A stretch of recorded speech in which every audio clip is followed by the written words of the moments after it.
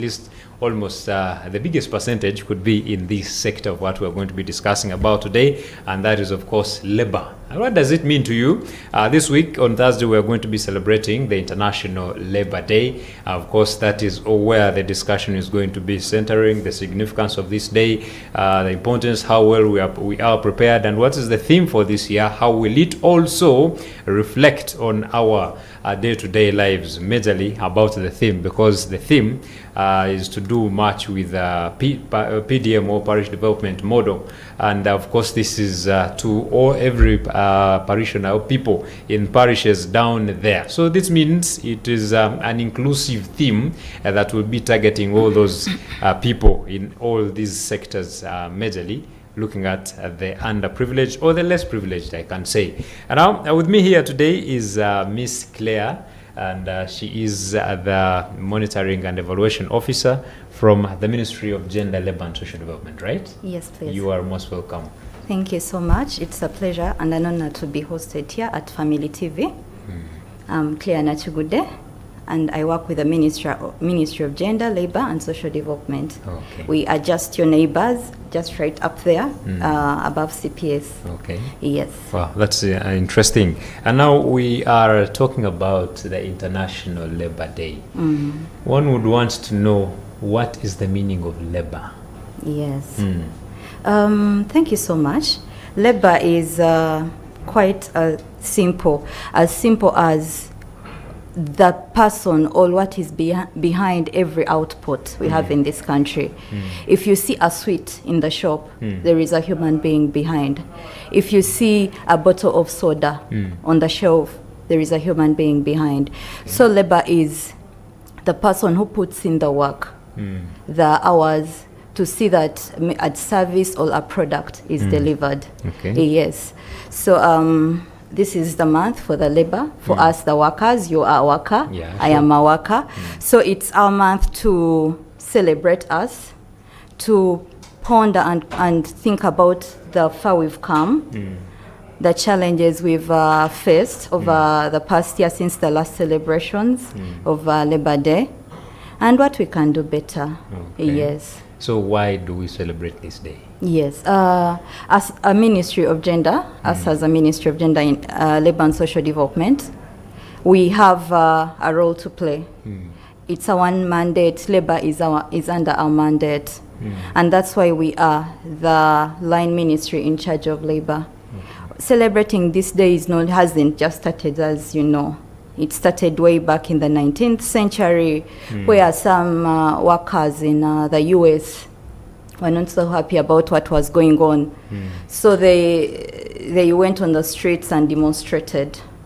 So it started on the 1st of May 1986. That time it was called Workers' Day. They were advocating for better rights, better working conditions. So that's how it evolved into International Labour Day. So coming back to Uganda, our context here, the government of Uganda, then the social partners who are the employers and the workers, generally plus the general public, this day is quite instrumental because we get to reflect on the gains, as I earlier mentioned, the contributions that the workers are making towards the socio-economic transformation of this country. If they say construction of roads, there are workers there. So it's the day we celebrate us, the workers. It's the day we think about what the challenges are and what opportunities we can make advantage of to ensure that the worker in the country is working within the best conditions, the worker is protected, and at the end of the day they are productive, and this translates to their incomes and household development at large. And it's a spiral effect. In the end, the country also benefits from the same through the taxes we definitely pay as workers. Okay. Yes. Maybe you did share a little bit about it. Can we shed light about the contributions of these laborers to our economic development in the country? Okay, thank you so much. You see, as labor, first of all, we contribute towards the production of the goods, delivery of the services. It's us that are on the talk show. If you go into the health sector, you'll find nurses, you'll find doctors. That's all labor. When you go down to the lowest, you'll find cleaners. We all have a break that we add. If you go down to, because sometimes labor is perceived as the people in offices or in the corporate world. We have labor in Nakasero. They do a lot of work. We have workers they are doing. Then we have labor in the informal sector, the Jwakalis. All that is labor. So each one who puts in the hours to produce a good, to produce a service, that's labor. We have the labor in the subsistence sector, the farmers.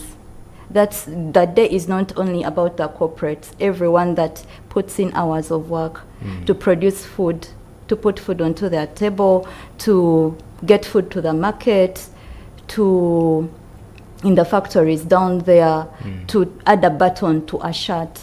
Yes, we celebrate, that's the worker we celebrate as we commemorate the International Labour Day here in Uganda. So, and as we commemorate this day, I understand laborers or workers have experienced significant challenges here and there. How does such a day intend to address such? Okay, thank you so much. Of course, as a Ministry of Gender, we have the role to play in terms of strengthening the national employment legislative and a regulatory framework, which is supposed to see it to that this labor or this worker is protected.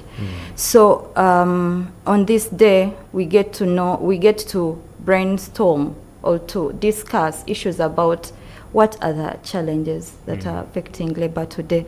For instance, maybe where the laws that govern the labor sector are anchored.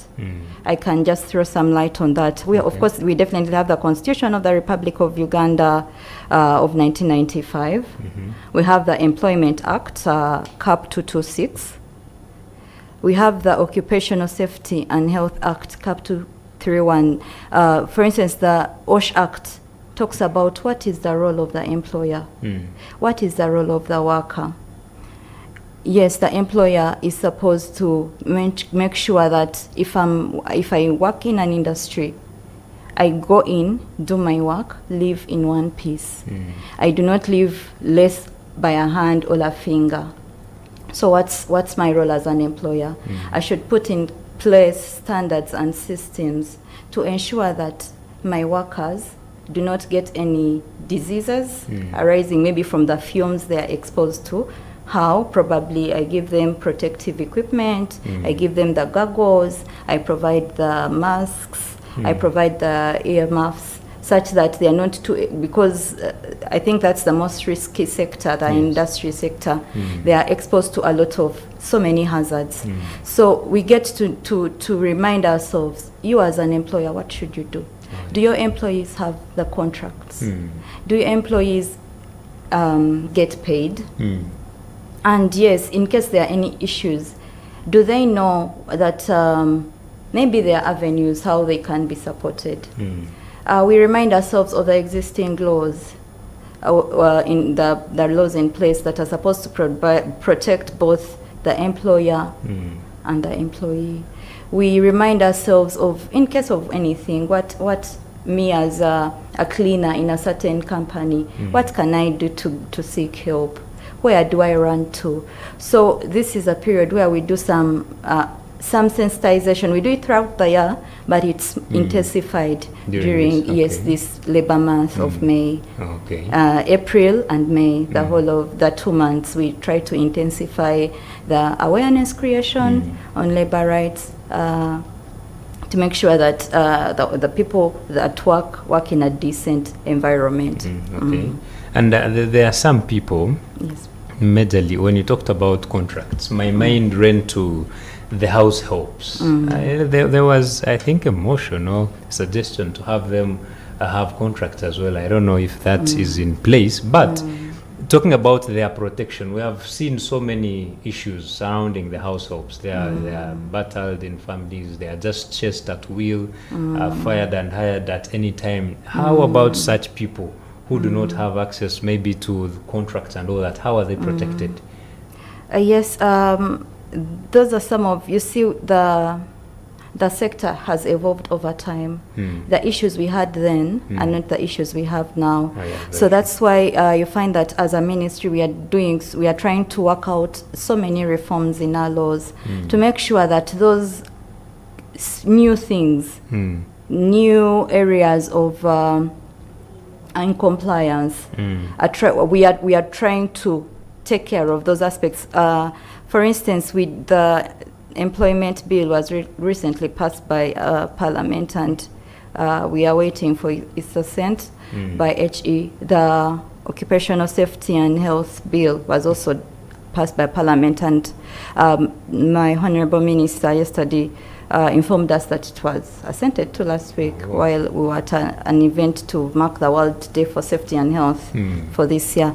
So we agree there are some gaps, but we are trying to see how best we can fit the law into the current context to ensure that unpaid care work, like you've said, maybe the care work that is not really formal, we try to take into consideration that even a housemaid at home is protected and they do not suffer battering. But still, in case of a situation that is adverse, our offices are there to help out, and other institutions that we work with, like police, like maybe the industrial court. There are so many partners that we work with to ensure that we support the labor wherever they are. Okay. Yes. Wow, very interesting. And now locally here, I see consolidating on the gains of PDM for the increased productivity and inclusive job creation. It's quite a unique theme. True. What triggered it? So the theme was triggered due to the fact that we've seen that the PDM has, over the period, created a number of jobs, supported people or beneficiaries transitioned from the subsistence to sort of a formal-like sector. So that comes with responsibilities. So we want to consolidate that. Such if someone was employing probably 1-2 workers before the PDM or before this support, and right now they are employing maybe 5, we want to create awareness on what their role is. Like I said, them as new employers in the field, what is expected of them? Okay. How do we ensure that there is sustainability of these gains? Because if you have a disgruntled worker, definitely it will affect your progress as a business. It will affect your outputs. It will affect your productivity. So PDM directly feeds into, it contributes to the labor sector in form of employment creation. So as us as a labor sector, it's also our role to ensure that the gains, that the new workforce into the sector is also taken care of. So that's why the management of the ministry thought it wise to, leverage on the employment, on the gains of the model, and emphasizing the fact that yes, as we create these jobs, it should be decent work. It should be contributing to someone should work in a dignified manner, and that's the theme for this year. Okay. Yes. And looking at the progress of PDM, you did mention it has at least brought some people from a sector to a particular group or level. It has also had challenges here and there. Yeah, definitely. How are we addressing these challenges? We've had corruption in there, we've had brokers in there, and you find the end person is getting not the amount they're supposed to get. How are all these being addressed to make sure that PDM is more efficient? Yes, of course, this information is out there, the public knows, and there are different players in the implementation of PDM, and each has a role to play.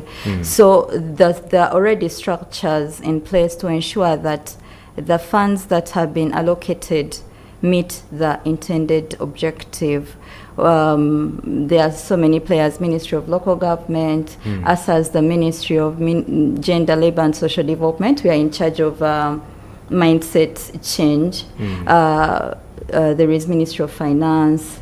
So each player has a role to play, and I know there are so many systems that have been put in place, the oversight functions. Not so recent, just not so long ago, His Excellency the President was doing his own round of monitoring, to get a feel of what is in place. And I believe it's a step-by-step journey. We shall get there. Okay. Yes. Wow. And how are people embracing it, by the way? Of course. Because, it had a challenge of political, it was political issues came in there. But how are you fighting this? Because if someone from the opposition would say PDM is this and this, because recently the president has been in tours, but other people are saying he's campaigning, yet he's on tours to find out what a PDM is. So how are you addressing this political issue entering into the PDM program? Yes, as I will speak on behalf of the ministry, definitely, because each stakeholder has a different role to play. As our mandate is under PDM, is mindset change and community mobilization. And we do more awareness about the program. We show success stories, people that have been in the subsistence sector and now are in the money economy, that transition, and these statistics are available. They are readily available. Ministry of Finance, Ministry of Local Government. So for us as a ministry, our role is to encourage people to embrace the program, is to encourage people not to politicize the program, because this is a government program and it's mainly intended to create a change to improve the livelihoods of the people. So it's largely, even you as media, you have a role to play in terms of mobilizing, in terms of creating awareness, in terms of encouraging our people, the public, to not dwell on the political bit, but to see that the funds that are availed are put to the best use and increase the productivity of the household and the welfare in general. Now back to the day itself. Yes. Despite the progress that we've made as a country, what challenges do you see Ugandans facing, majorly the workers? Yes, of course, it's like I said, it's a step by step. We still have so many challenges as workers, because leave alone the worker in a bank here in Kampala, focus on a worker at some factory down there. Workers, there are some institutions where workers still work without any formal engagement. In such a situation, they can be hired and fired at any time. We see situations where workers work in very hazardous environments. They do not have any sort of PPE. They do not have any sort of protection. Just the other day, I was at a burial, and they were attributing the person's death to exposure to chemicals during his time of work. Yes, so you can find that I might not lose an arm immediately, but after 10 years, I get maybe a cancer or something. So these are real situations. These are some of the challenges we still face: sexual harassment in the world of work, issues of HIV, discrimination in the world of work. So these days that presents us an opportunity to reflect on these issues. That you see, yes, we have this employer employing this number of workers, but probably we can do better. Maybe we can provide the workers with some safety shoes, with gloves, such that they do not have to get injuries on their hands as they execute their work. Because at the end of the day, your family expects you in one piece when you go back, and of course with a bag of something, sugar or something. So it's about ensuring that you work productively, you benefit your employer, but as well you go back in one piece to your dependents. Yes, so this day is a reflection of all those challenges we are still facing, and we get on a table as a Ugandan, the employer, the employee, government, the development partners, to pave way on how best we can. It's a continuous change, it's a continuous improvement.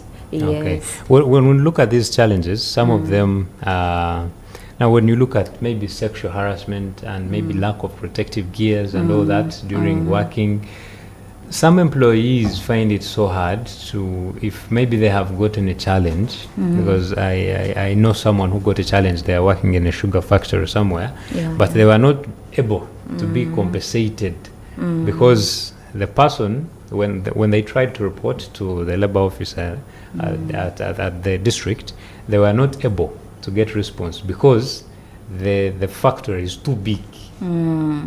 So those challenges in this new bill that you're saying, do you think we hope to be addressed in that regard? Because people are failing to report cases because the employers are too big or the employers are somewhere. And also this fear of I cannot report my boss, things like that. Majorly that one is hindering the sexual harassment bit of it. Yes. How are these going to be addressed? Because they're still down there and so much. That's true. But in regards to the compensation, maybe someone got an injury at work. Would like to inform the public that yes, probably you might feel like the labor officer has not handled your case to your satisfaction. We call upon those people, the affected people, to come to us. We are just above CPS.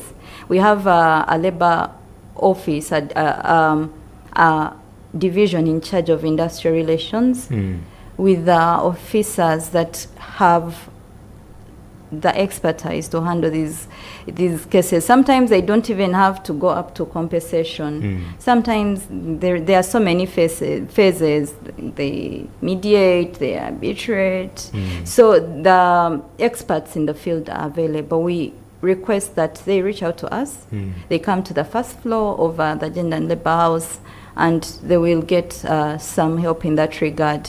Yes. Wow. And talking about these ones who are not able to report because their bosses are too big, who can they reach out to? Because it is also a big challenge in fear of losing their jobs. In regards to sexual harassment, of course, these are some of the things we are preaching, that even before you come to the ministry, as an institution, you need to have like guidelines or rules on on the subject matter, sexual harassment.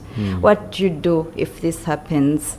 Of course, it depends. I know largely it depends on the size of the facility, but I know institutions where that is a serious offense, as it should be, where any issues of maybe the boss is doing A, B, C, and D, it can earn the boss dismissal. So probably we need to build capacity as like institutional level, even before we get to the ministry, to make sure that people are free to report such cases, probably through the Office of the Human Resource Officers. People do not feel like they'll be judged or dismissed if they talk about an incident that happened between them, probably, and their supervisors. So it's a work in progress, like I said, but these are the things we talk about during this season. Employers should make the work, that's part of the decent work. I shouldn't walk into office with that fear as maybe a lady. I don't know if maybe even guys get harassed, I don't know.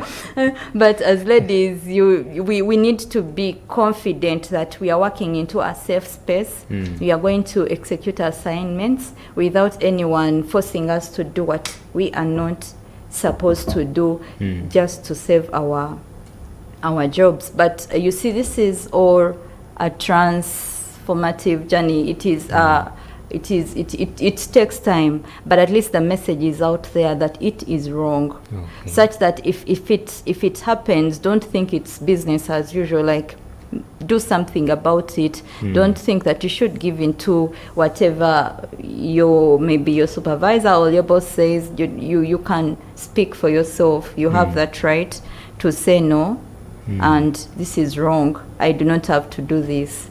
Yes, it's part of the awareness that we do during this period. And when you look at these boys or the men that are always on trucks collecting garbage, don't you think their life is also at stake? Some of them only have gumboots, they don't have gloves, they don't have masks on themselves. What interventions have we done for such people? Yes, that is something that is already on the radar of the ministry. I'm well aware that the department in charge of occupational safety and health, it's a whole department, is engaged. He has already started engaging KCCA to see how best we can and which we should do, protect the people that are into the garbage collection. It's really, even just the smell alone, I believe it can cause long-lasting effects to someone's life. Those discussions are already ongoing, and we hope that very soon we'll be able to see outputs from maybe changes, because like I said, some of these things might not be instant, but the engagements with KCCA have already, because it's a matter of urgency. There is a worker's life at risk. And as a country, just one loss is big. If someone dies on job, it's a very huge loss to the nation, to the family, and it is really something that the ministry has already started looking into together with its partners on how best we can see that the people that are engaged in that sector, there is some level of protection as they go about their business. Wow, that's very interesting. I believe we are going to go for a very short break, and we continue with the discussion because there is a lot to tackle. I see we are going to also look at where are we going to celebrate this International Labour Day from, but also all those who is going to be the chief guest, and what is the main purpose as of the celebrations for this year. Very short break, and we return. Issues at hand.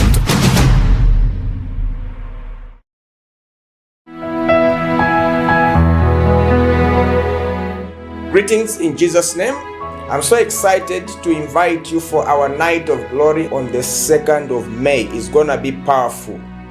And the theme is the Holy Spirit, the evidence of the presence of God. We just moved out from the resurrection season, and we are entering into another phase of the Holy Spirit. I want to invite you to invite a friend to come on the 2nd of May 2025. Time is from 9:30 p.m. all the way to 6 p.m. We'll be ministering to people, we'll be laying hands on the sick, we will be ministering Holy Spirit sessions. All our viewers should come physically. This time around, we want to invite you, unless you must stay at home. God bless you. Waiting to see you.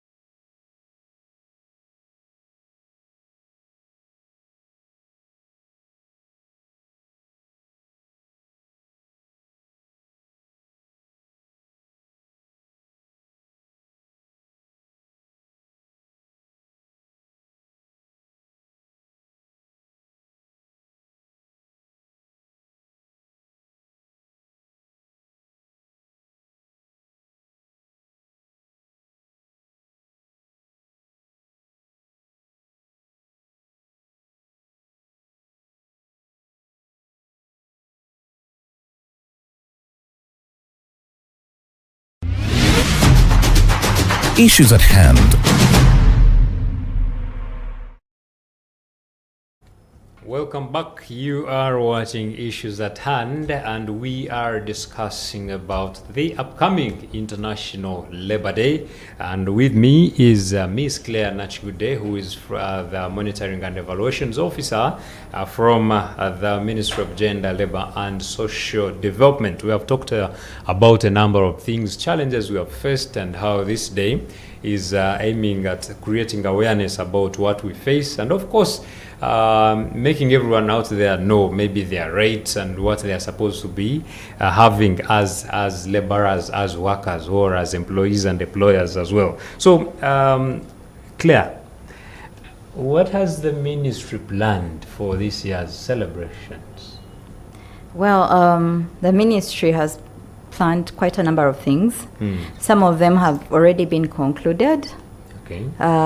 Which is all climaxed with national celebrations. So there were events? Yes, there were quite a number of them. Some of them are still ongoing. Okay. For instance, the ministry on the 23rd and 24th of this month, which is last Thursday and Wednesday and Thursday, we had the third annual Labour Convention here in Kampala. And we had various discussions on issues of compliance to employment law. Different stakeholders took part. There were so many discussions that are going to inform policy. So this is also one of the critical activities that we usually have annually ahead of Labour Day. So as you might be aware, our venue for this year's Labour Day is going to be in Nakapiripirit district at Nakale grounds. So as a ministry, we usually have a team a week prior to the event, doing inspections, because it's one of our core roles, workplace inspections in the host district and neighboring districts, doing awareness creation, much like what we are doing right now, informing the general public about what their rights are, employers. So this is already ongoing in the host district. We have a team there doing a lot of work, doing some inspections of the PDM beneficiaries, due to the fact that this year's theme is directly hinged to the model.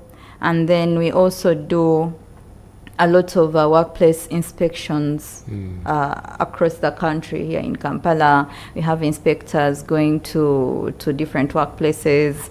And then, of course, we do not do this in isolation as a ministry. We do it in collaboration with our social partners, who are the Federation of Uganda Employees, which is an umbrella body for Federation of Uganda Employers, which brings together a number of employers in the country, then as well as the workers' organizations like NOTU, National Organization of Trade Unions, which has so many affiliates, and then the COP2, the Central Organization of Trade Unions. So these are some of the activities, the media appearances, and of course we appreciate the media stations that host us to talk about these issues. It's really, really, really good.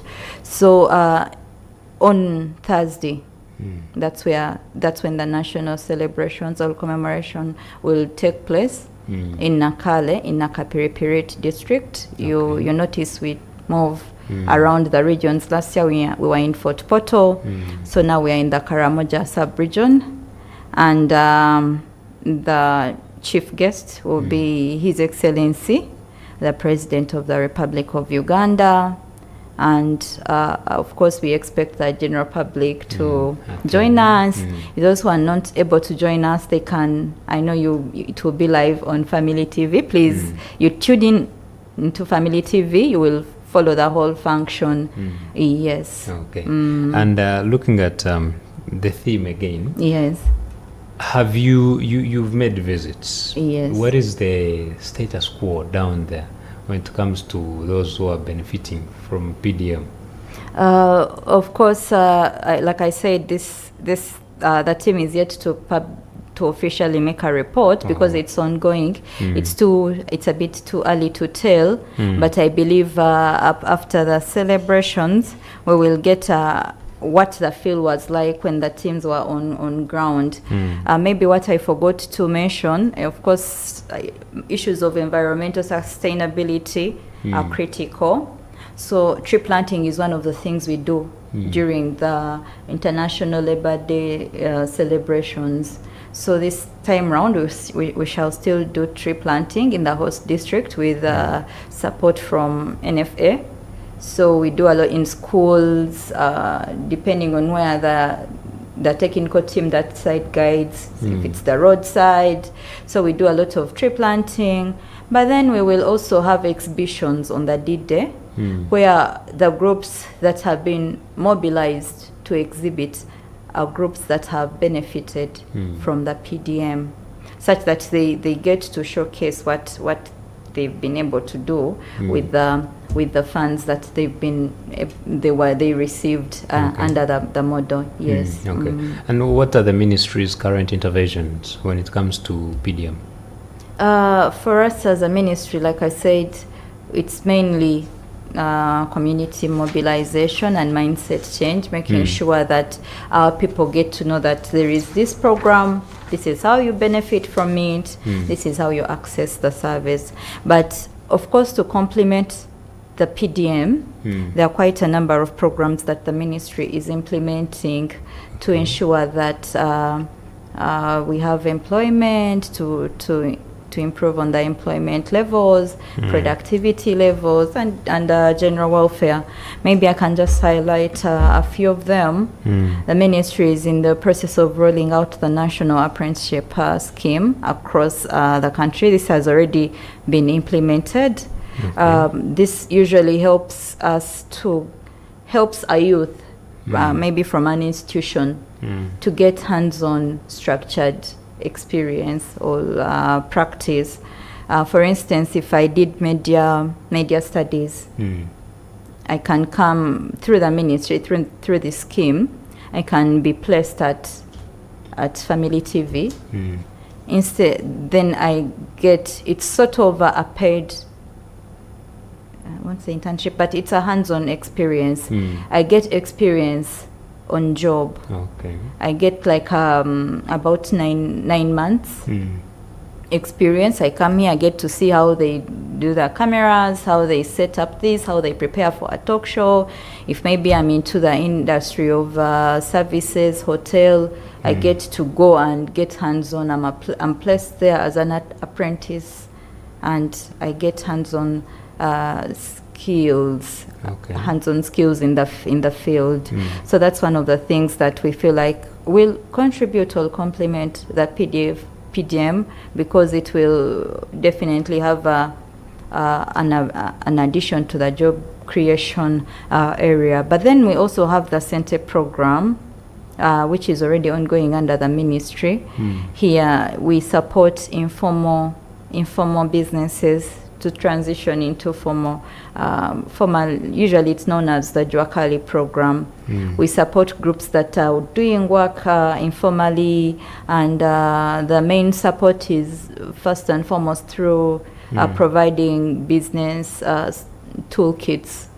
We've over the period provided quite a number: sewing machines, tailoring machines, borders through the program.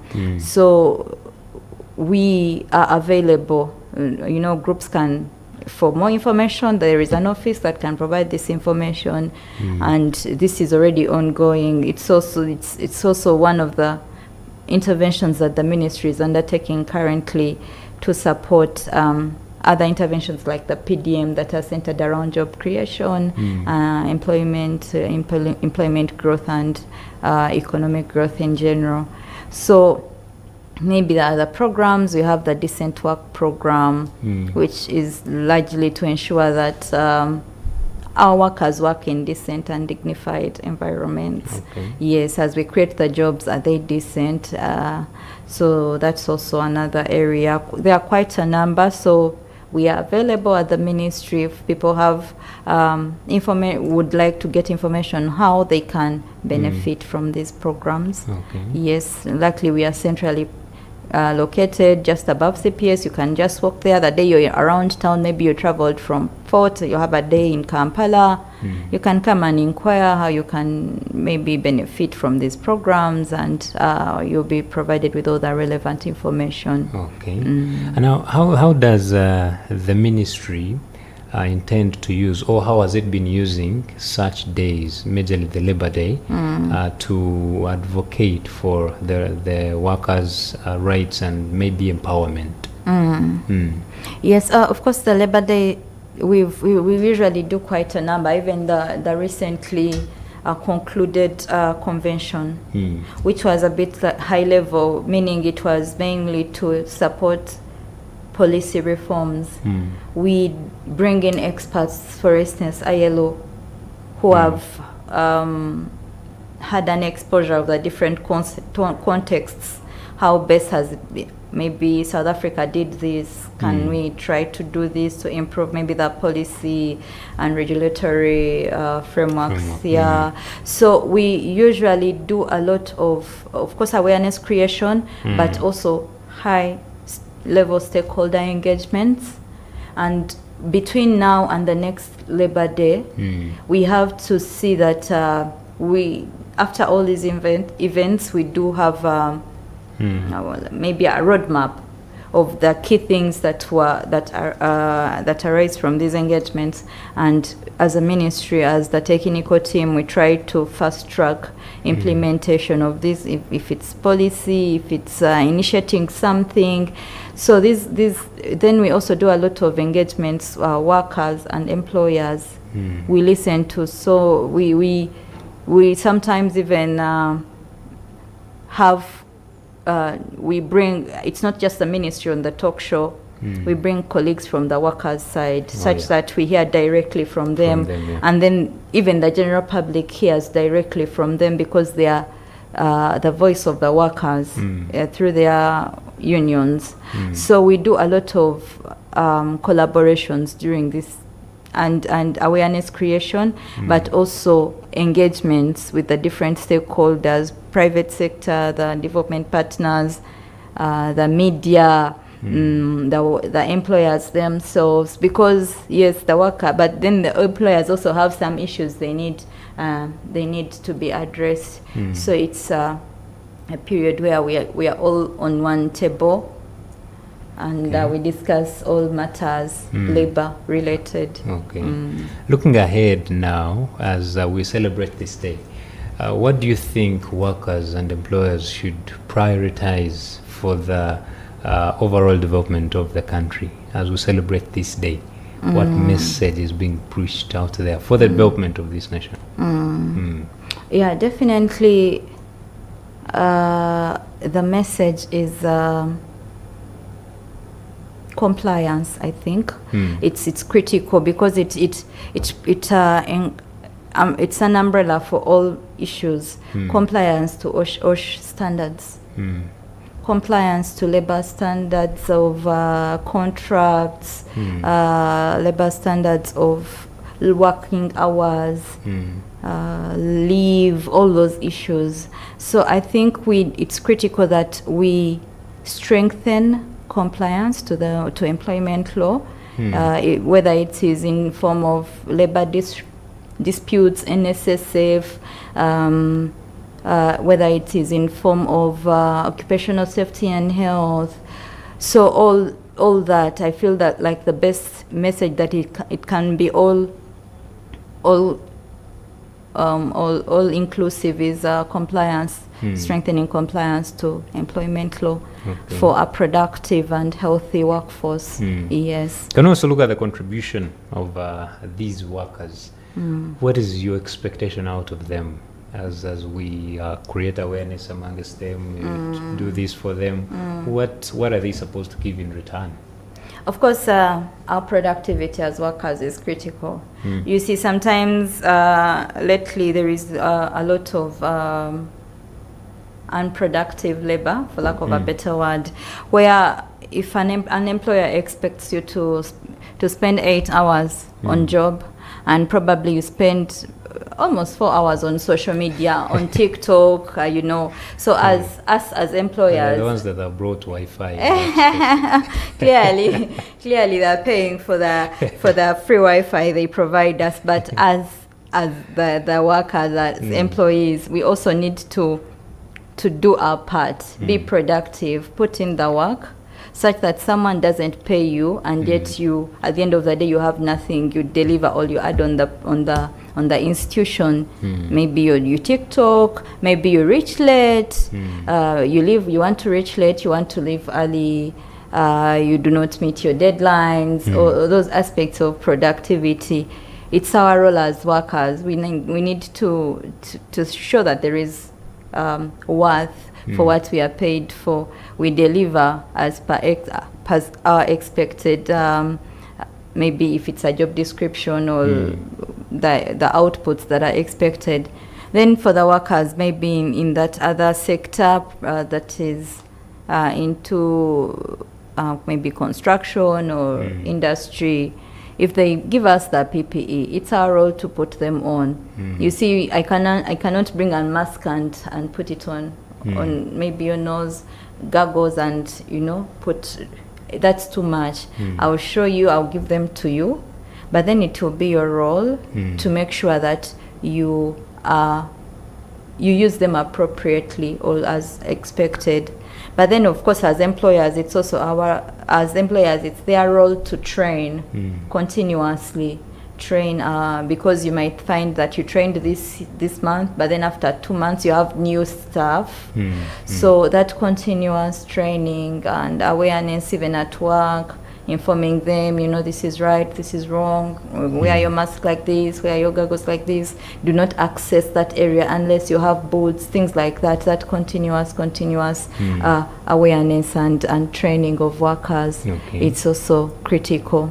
Yes. Maybe if we could talk to someone out there who could not be understanding this colonial language. Yes. Workable to someone out there, majorly as we celebrate this day. Yes. Neyanza nnyo kati nga tukuza olunaku lw'abakozi lwe tugenda okuzanga lumu omwezi ogwokutaano olwokuna luno tukubiriza abantu abakozi yonna gye muli nti luno olunaku lwammwe mujje ne wooba toze nakapiripiriti gye tugenda okubeera mu Karamoja, naye lwe lunaku lwe tujjukira ne twekulisa, kubanga oyinza osanga omukozi Nakasero ng'akeera ssaawa 11 n'avaawo ssaawa 5 ez'ekiro. So luno lwe lunaku okujjukira naawe kennyini ne weekulisa n'ogamba naye bannange omwaka guno oba omwaka oguwedde nkoze mpeereza, oba oli mu kyaki, oba oli wonna wooli ng'omukozi akeera ku makya n'ova ewaka n'ogenda okakalabya. Luno olunaku lwaffe nga tukuza olunaku luno ffe nga ministry y'ekikula ky'abantu tugamba nti lwe lunaku lwe twekubamu ttooki ne tulaba ebitagenze bulungi, ne tulaba ebigenze obulungi ne tubijaguza, naye ne tulaba ebitagenze bulungi ne tugamba tukoze tutya.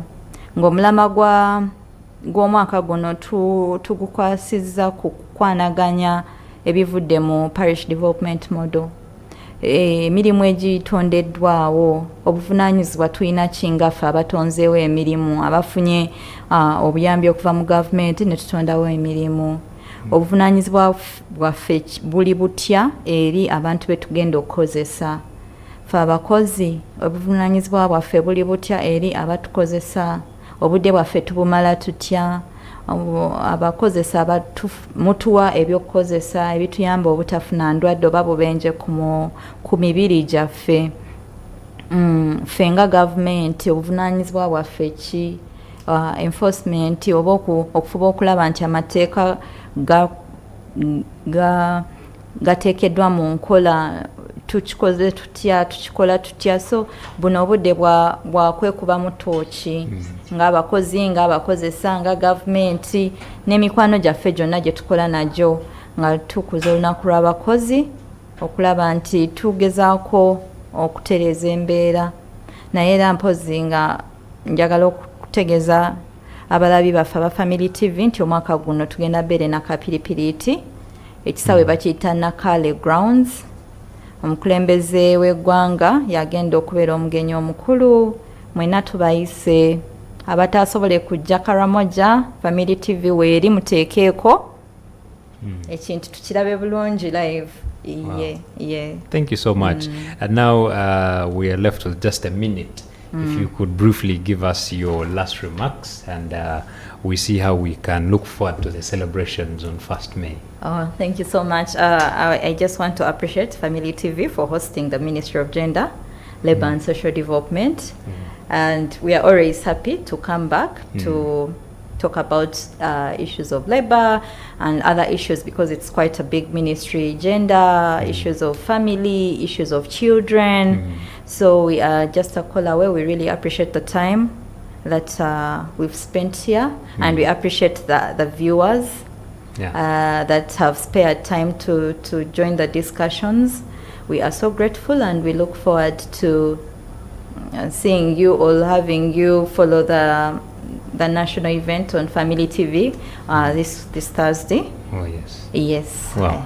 Thank you so much, Miss Clare Nakigudde, who is the Monitoring and Evaluations Officer at the Ministry of Gender and Labour and Social Development. We really appreciate you for sharing all those insightful moments and discussions to our people out there, the workers, the labourers, the task force that is behind the productivity of this nation. I also want to appreciate you for joining us this morning. Please, as we celebrate this day, look back and see your contribution to this country. My name is Luke Majumaba. We cannot go past this. Have a lovely day.